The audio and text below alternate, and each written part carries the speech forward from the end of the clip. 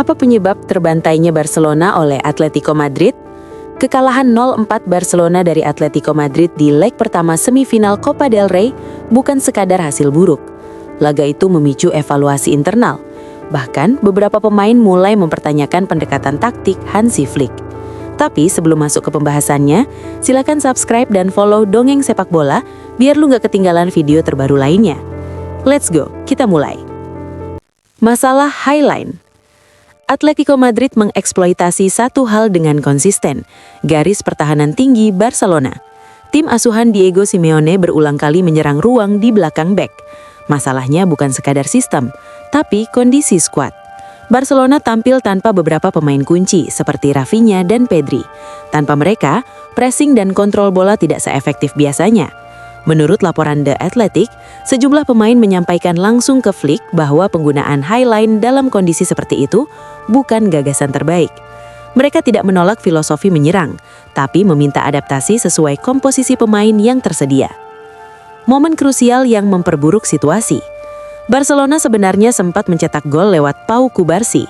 Namun, gol itu dianulir setelah tinjauan VAR selama 8 menit karena offside. Jika gol itu sah, skor menjadi 4-1 dan momentum bisa berubah. Situasi makin sulit setelah Eric Garcia menerima kartu merah. Bermain dengan 10 orang melawan Atletico membuat struktur pertahanan semakin terbuka. Reaksi pemain. Frenkie de Jong secara terbuka mengkritik keputusan VAR. Ia menyebut gambar offside tidak menunjukkan sentuhan bola secara jelas dan mempertanyakan konsistensi keputusan. Namun, di luar kontroversi wasit, fokus utama di internal tim adalah soal pendekatan permainan. Flick disebut mempertanyakan mentalitas dan intensitas pemain dalam sesi latihan setelah laga. Sebaliknya, pemain juga meminta fleksibilitas taktik dalam laga besar. Intinya, Barcelona ingin tetap menyerang, tapi lebih pragmatis saat situasi tidak ideal. Perlu dicatat, musim Barcelona sebenarnya cukup solid.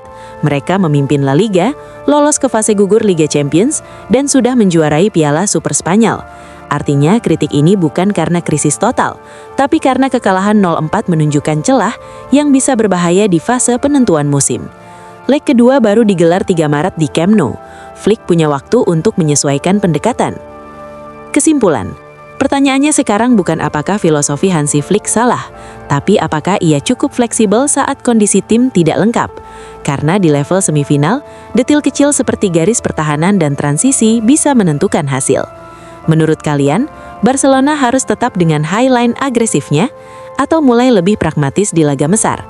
Tulis pendapat lu di kolom komentar.